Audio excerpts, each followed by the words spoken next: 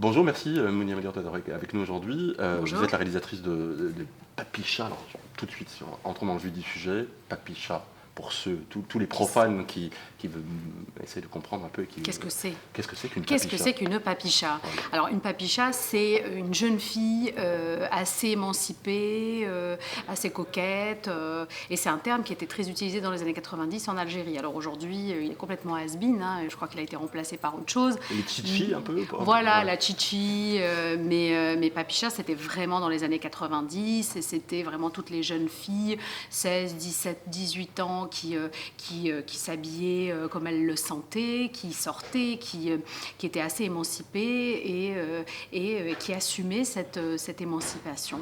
Alors, ces Papy Chats dans votre film, elles sont confrontées à un sérieux problème, à savoir qu'elles veulent donc a priori réaliser un défilé de mode. Le problème, c'est que, comme on le disait tout à l'heure avec Zara Doumanji, une de vos actrices, ça colle pas du tout en termes de chronologie, puisque les années de terrorisme commencent, les années noires. Voilà. Tout à fait. Oui. Alors oui, le film, donc dès le début, on sait qu'on est dans les années 90. On voit une espèce de montée comme ça de la violence, de l'oppression à travers différents éléments. On a les affiches dans un premier temps qui sont des affiches de propagande. On a à travers les médias, on découvre qu'on a des attentats à travers la presse, à travers la radio. Et puis à un moment clé où Nejma se retrouve face à face avec un attentat. Et oui, on est effectivement dans un contexte politico-social très dur. C'est ce qu'on a appelé donc la guerre civile, avec son lot donc de drames et ses victimes, puisqu'il y a eu, comme la plupart des gens le savent, entre 150 et 200 000 morts à cette époque. Sans parler des disparus. Voilà, sans parler des disparus, des déracinés, des exilés. Et du coup, voilà, on a ce personnage qui va résister à sa façon et qui va vouloir organiser son défilé de mode à une période qui est complètement fermée. Et restons dans la chronologie, parce que vous avez tourné ce film Oui. globalement 6 mois à peu près avant le début de la révolution Oui. algérienne. Oui, un an même. Oui. Un an même. Un an, oui. Oui, en fait, c'est un projet qui a mis énormément de temps à se mettre en place, puisque il est plus ou moins autobiographique, puisque c'est parti d'une histoire que j'ai vécue. Et donc, j'avais besoin de pas mal de temps pour digérer cette histoire, pour essayer de la raconter, de la transmettre avec on va dire, bienveillance et avec poésie aussi, puisque c'est ce qui m'importait dans le cinéma. Et oui, il y a eu pas mal d'années d'écriture et il y a eu donc le tournage qui s'est déroulé à Alger pendant 5 semaines. Et au moment du montage, en fait, il y a eu effectivement la Révolution du Sourire qui a démarré en février. Et on arrive effectivement à Cannes, on a eu énormément de chance, on a été sélectionné, donc on arrive à Cannes avec ce film, projeté un vendredi alors que les manifestants étaient dans les rues Tout en fait bien dans la Algérie. chronologie. Ouais. Et voilà, et c'est vrai qu'on a eu des beaux panneaux, puisque en fait il y avait pas mal de gens qui manifestaient à Alger, et on a eu des panneaux où les gens avaient marqué bravo à nos comédiennes, bravo à nos artistes algériens, et vous n'avez pas eu la palme à Cannes, mais vous avez la palme de votre peuple.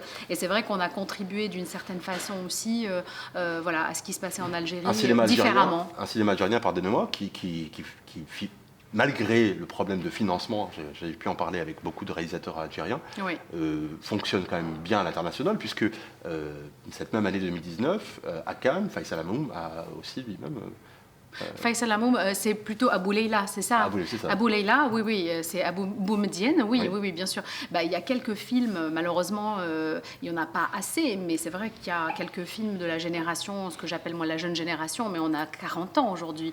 C'est tout simplement une génération qui a vécu la guerre civile et qui a eu besoin de ce temps pour se reconstruire, pour pouvoir raconter cette histoire avec, encore une fois, bienveillance. Et il y a eu Les Bienheureux, le film de Sophia Adjama, qui revient à cette histoire, qui revient quelques années sur cette histoire. On a Karim Moussaoui, Les Hirondelles, qui revient aussi sur cette histoire-là. Et on a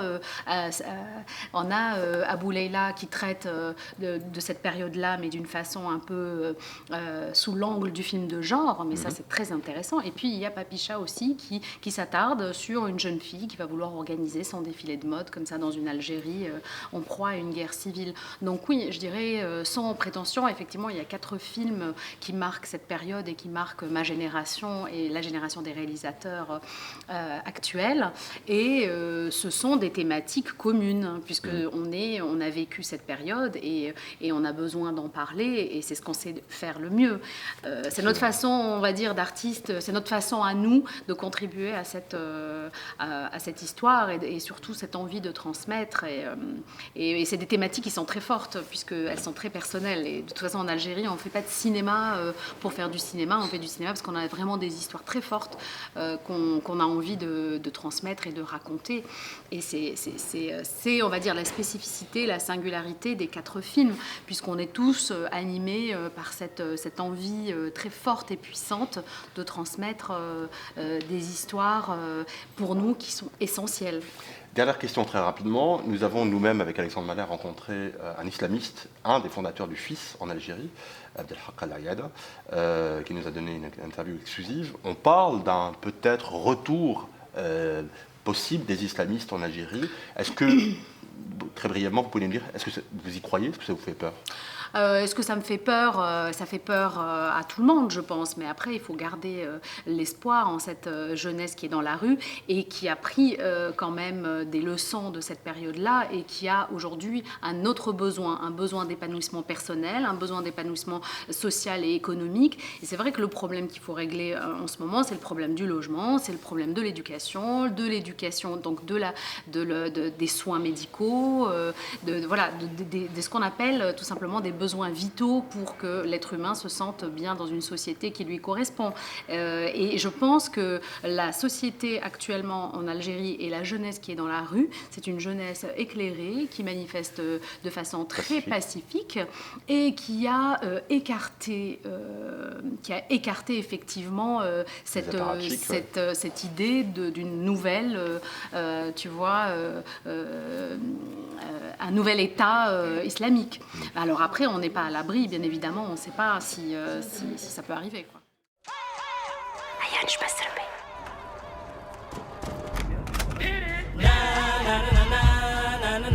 هذا تاكسي كلونديستا ماشي كاباري. Salut Abdallah. الزلات لا سيتي. ربي يعاوني لا تجيب لي قهوة. كان اسمها بلي لا سيتي دي بوردي لا سيال اوفير. هاك على اليوم تما بلي السلعه تاعك يتباع 100 بيدين نقولهم بلي تجي من الطليان واحد ما فاقري. العام الجاي نحل حانوت. C'est quoi ça? استيقظت الجزائر صباح اليوم على وقع عمل إجرامي من طرف الجماعات المسلحة. سي كوا سي زافيش بركة ما تلصق فيهم. راني نهضر معاك. انتوما سطروا رواحكم شوية برك خلونا من لي بروبليم. نديرو حجاب نقعدو في الدار. سي صا؟ البنات حابة ندير ان ديفيلي. Vous allez défiler pour moi. Tu veux prendre une balle, c'est ça? حفلة خلاص يا البابي جون.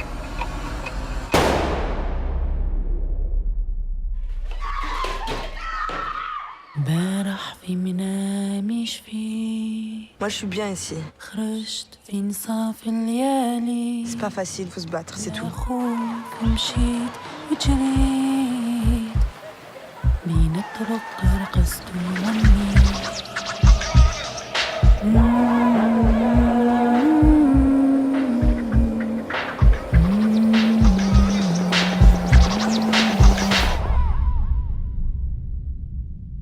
Je suis née dans les années 90, pile poil pendant cette période d'horreur, mais je n'ai pas le souvenir des horreurs que j'ai pu découvrir plus tard à travers des œuvres de cinéma ou de littérature, ou alors à travers simplement des récits de mes aînés.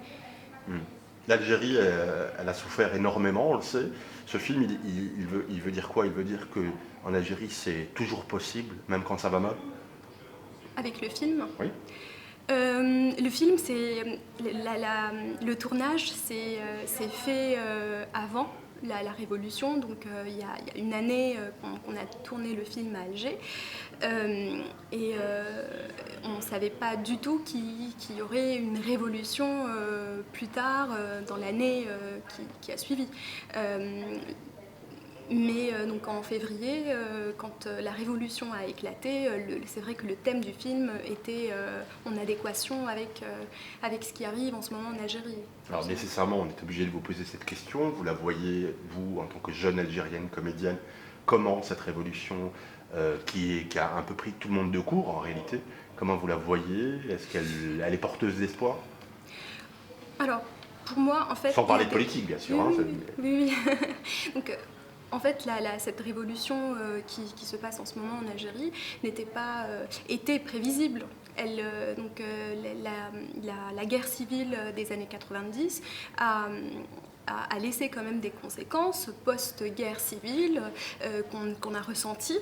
Je n'ai peut-être pas vécu la période noire de l'Algérie, de cette Algérie meurtrie, mais j'ai vécu quand même les conséquences, la peur, la réserve, toutes ces conséquences, je les ai bien vécues.